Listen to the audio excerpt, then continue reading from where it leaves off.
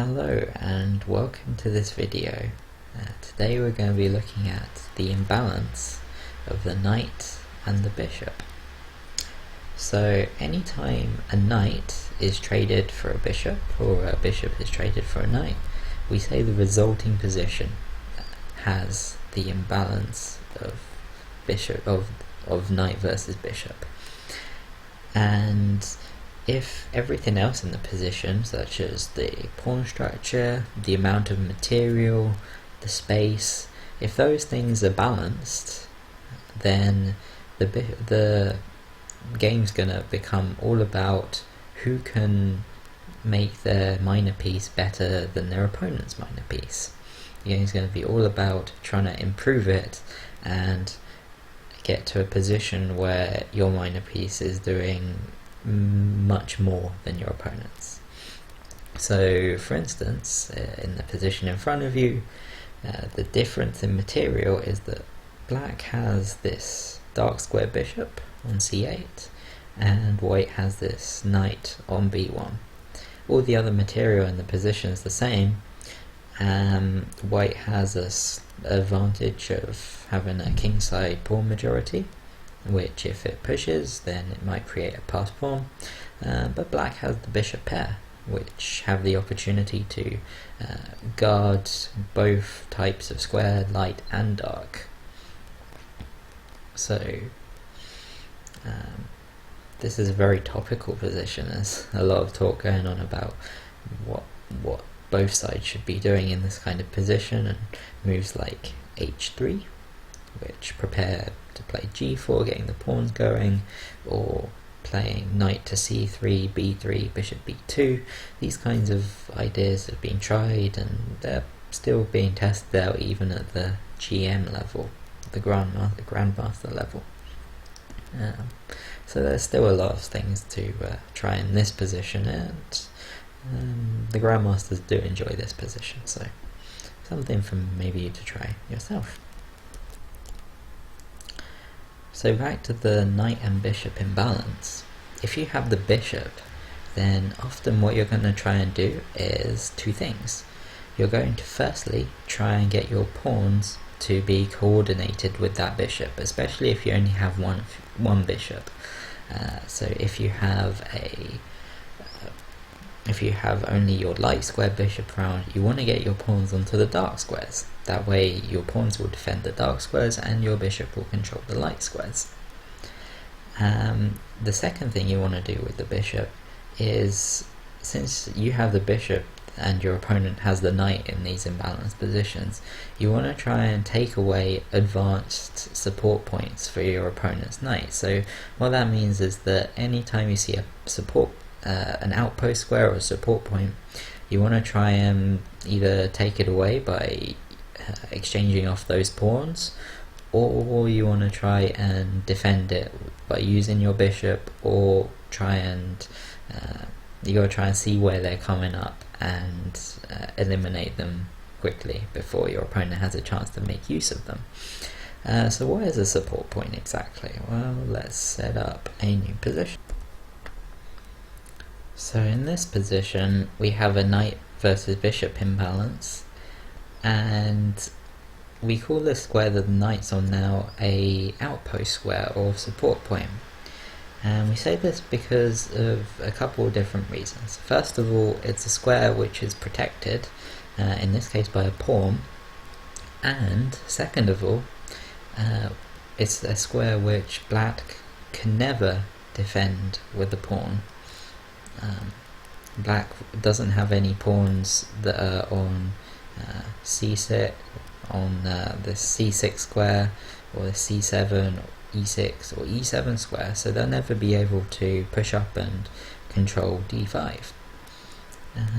The other important thing to note in this position as well is that the knight is on the square which is the opposite colour of the bishop. So note that whenever a knight moves, it goes from a light square to a dark square to a light square to a dark square. It always flips its colours. So a knight on one colour square will always defend or attack squares of the opposite colour. So here it's on a light square, which means it's attacking dark squares.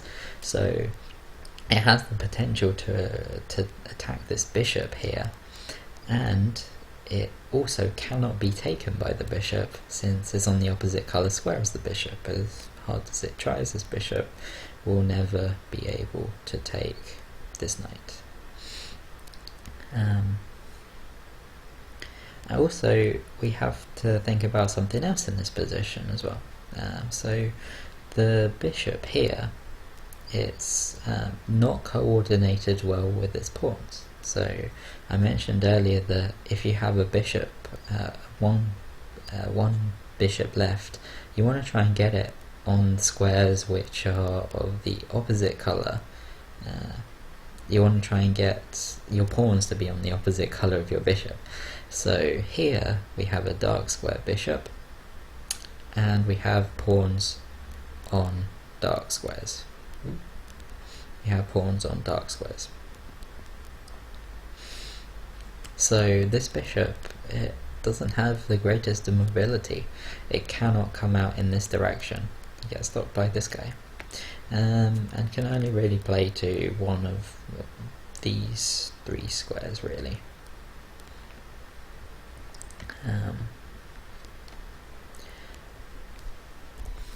While it's less common, bishops can also benefit from support points. So let's change up the position.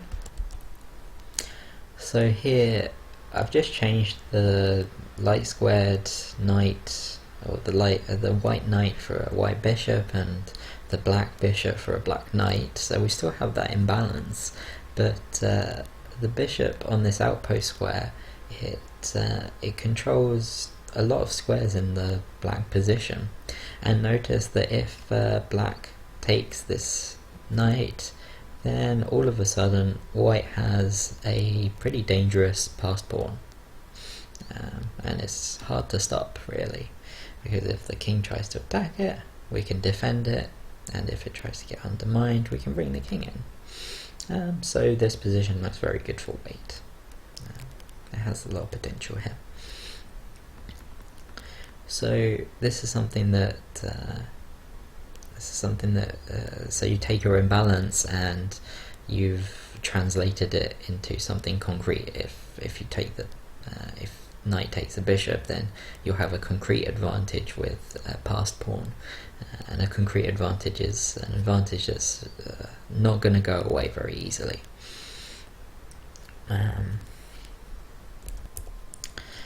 Now I'm just gonna change the position very slightly, and I'll do that on camera. So let's add in this knight. Let's put it here, and you'll notice something very important's happened. And also I'm going to just move this pawn just to illustrate my point even further. Put it over here. So in this position, I'll move the king as well, why not? Let's move the king maybe somewhere more active looking. It might be trapped over there, but okay. Here it's white to move, but the important point I wanted to illustrate here is that how the bishop and the knight are, how one can dominate the other.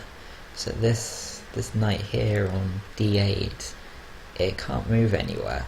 All of the squares it wants to go to, that square for instance, to b7, to c6, all of these light squares are covered by the bishop.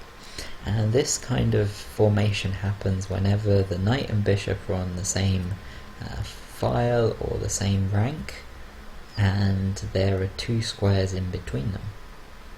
They will control the same squares, and in this case the knight can't move to any other of these squares, so the knight is effectively trapped. It's out of the game. It can't contribute to the position while this bishop's on this square. And in the meantime, this bishop is not only looking forwards, but it's also looking backwards. So if this pawn on e4, if that ever becomes undefended by this pawn moving up, I'm not saying this is a good move, then the pawn on e4 is still defended by the bishop. The bishop also looks to the king, to the queen side. It controls a lot of squares. And so in these kinds of positions, we say that the bishop is dominating the knight because the knight cannot do anything useful in this position. If it moves, it'll get taken, and if it doesn't move, then it's not contributing to anything in the position. The same thing can happen the other way around. So if we had a bishop here on a black bishop on d8 and a knight here on d5, then all of a sudden this bishop can't move anywhere either. It couldn't come to c7 or e7 because the knight controls those two squares, and the knight in the center of the board can control all 8 possible squares that it could control. So this brings me on to what each type of piece can do. How do they function best? So let's get up a new position. Okay, so here we have an endgame where the knight's doing very well. So first of all, we have pawns really in one area of the board. There's no pawns on the flanks. Everything's kind of concentrated in the center. So the knight likes this because it doesn't take too many knight moves to get from where one pawn is, say where this pawn on c5 is, to where the other pawn is, where say this g pawn is. It only takes maybe 1, 2 or 3 moves to get from one place to another. The second thing that white likes in this position is that his knight is on an outpost square. This square is a very good square because from here it eyes a lot of very key squares. These are ones that maybe the bishop wanted to make use of, but it can't do. And the final thing is not really so much about the knight, but about this bishop. It's a bad bishop. It's stuck behind its own pawns and it really can't get active. And because it's a bad bishop, this has other consequences as well. Because these pawns are fixed on dark squares, that means that the other pawns, white pawns, are fixed on light squares. So this bishop will never be able to attack these pawns. It's never going to be able to come round the side slowly and take them because they won't move. And if they don't move, they'll never get on a dark square, which is the only square that this bishop can get to. In this position, there's a nice little tactic that you might want to have a go at finding. It's a pretty simple one, so I'll give you a second to find that. And the tactic here to notice is that you can do knight takes pawn here, and if the pawn recaptures, then you get a queen because this back king's too far away. So if it tries to stop it, you come down and you make a queen, or a rook. That's probably winning as well. A bishop is not winning. A knight, the knight might be winning, but it's hard to see immediately. So since this knight can't be taken, then this king probably just has to move somewhere. The knight can continue to attack this pawn, but the point is you've won a pawn, and attacking here seems like a good idea actually, because you force the bishop all the way back, and now your knight is got good pressure. The king cannot get in, and the black king is far away from doing anything. So maybe we bring the kings around. If it comes this way, then we come up. If this happens, then the king can slowly work its way up, and we have a case where black really doesn't want to move, because if he moves, then the white king's going to start getting in. So move the king. If we go here, and if the king moves too far away, then notice that we can start pushing our other pawn like this, and all of a sudden we've got a passed pawn It's going to be pretty well supported by this knight. If the bishop tries to stop it, then we can come in, threaten the pawn, and we can start pushing this guy. We also threaten this pawn. So this looks completely dead. Just some simple ideas. Some simple ideas out of this tactic, knight takes pawn, and noticing that your opponent cannot recapture. And this all comes from the fact that your position, your knight is well placed, your pawns are on light squares in a good position, and noticing that this bishop is really restricted, can't do much. And just one thing to note is that since these pawns are locked together, it's hard for this bishop to really use its long-range capabilities, because no matter where it goes, it's going to be blocked by these pawns. So this is what's making the knight good here. It's the locked nature of all these pawns. Let's have a look at another position, one where the bishop's shining.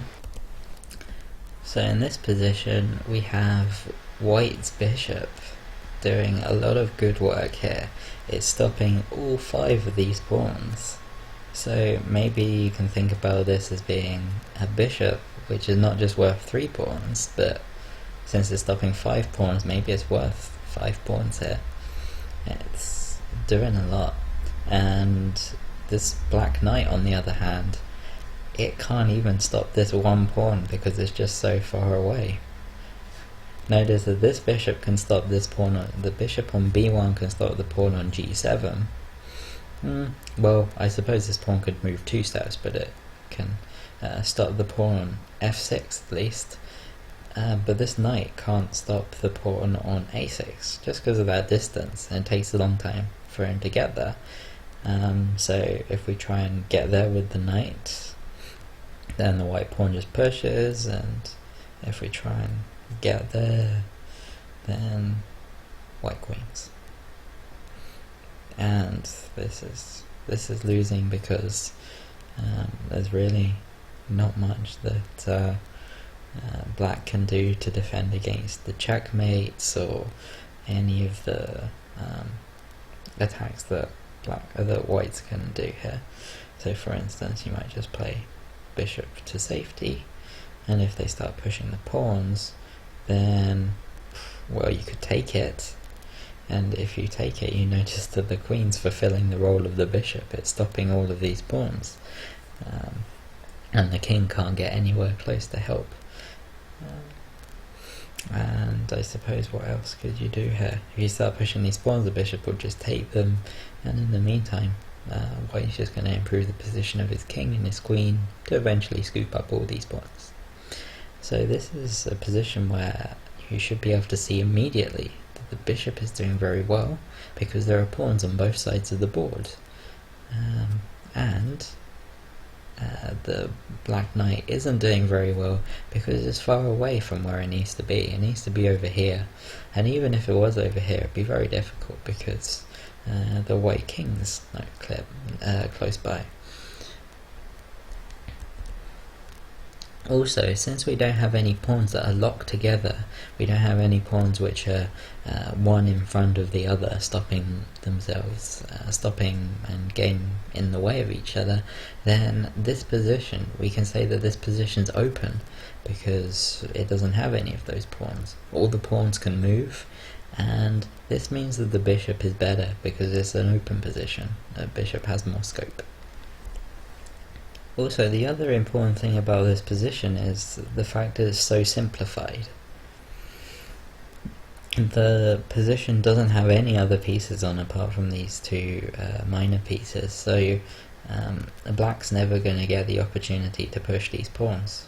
If there were, say, 2 rooks on the board, the story would be very different, because all of a sudden black might get the opportunity to play a pawn to d3 and then a pawn to c2, and if it's protected by a rook, then it's going to be very easy for black to just push all these pawns and get a huge advantage, and white's not going to be able to do anything about it because he just doesn't have the material, the pawns. He can't sacrifice this pawn for anything over here, and this pawn has no influence on this side of the board. So this is why bishops are very good in open end games, right at the very end, when it's just maybe the bishop and another minor piece, or a couple of other minor pieces. And one final thing I'm going to end on is we covered briefly the idea of good and bad bishops. That is, if a bishop is blocked by its own pawns, then it's a bad bishop, and if it can go through its pawns, if the pawn chain is of a different colour to the bishop, then it's a good bishop. So let's try and get a new game here. Alright, I'll just set up a position. Okay, let's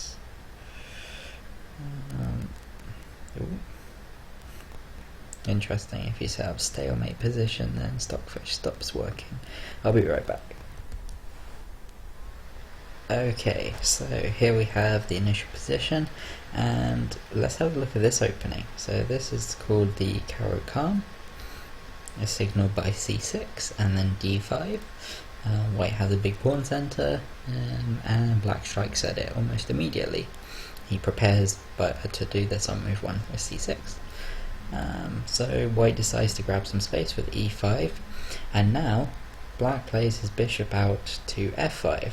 So what is this doing? This is preparing to play e6. And so you would notice if we had this pawn on e6 and the bishop was still at home, then we would say that this bishop is a bad bishop, because it can't get out of this pawn pyramid. It's stuck behind its own pawns.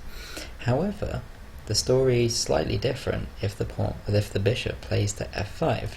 Now once we play e6, we still say that this is a bad bishop on f5, because the pawns in the center, the d5 and e6 pawn, they're of the same color as the bishop, so it's technically a bad bishop, but it's outside of the pawn, it's outside of the pyramid, it's outside of the pawn chain, so it's a bad bishop, but it's doing good work. And if a bad bishop is outside of the pawn chain, it's not necessarily going to be as bad as if it was inside the pawn chain. So this is one thing that you can strive for if you notice that you're going to have to fix your pawns on a certain colour. If you're going to have to put them all on the same colour, and you notice your bishops of the same colour, you can minimise your you're going to minimise the badness. No, you're going to minimise the damage of how bad your bishop's going to be by trying to push your bishop outside of the pawn chain. And this is what this opening is doing. So I might have knight f3, e6, and maybe something like this. This would be quite typical, I think, at this position. And you notice that this bishop is doing a good role, and I've had games where this bishop's becoming very useful for guarding the b1 square, and the rook's never been able to play to it. And if my opponent does play rook to b1, I remind them that I can just take it, and I just take it off. So this is something you can do to minimize the damage of your bad bishop. On the other hand, you've got your good bishop over here, and this is going to be your more valuable bishop, because this pawn here on d5 and pawn on e6 showed that you have a light square pawn chain, and this bishop will be able to attack the pawns in front of it. So for instance, if black took here, then all of a sudden this pawn here becomes quite weak, and the bishop will be able to attack it, maybe come to c7 or somewhere else to attack it. So I think I've covered almost everything about bishops and knights.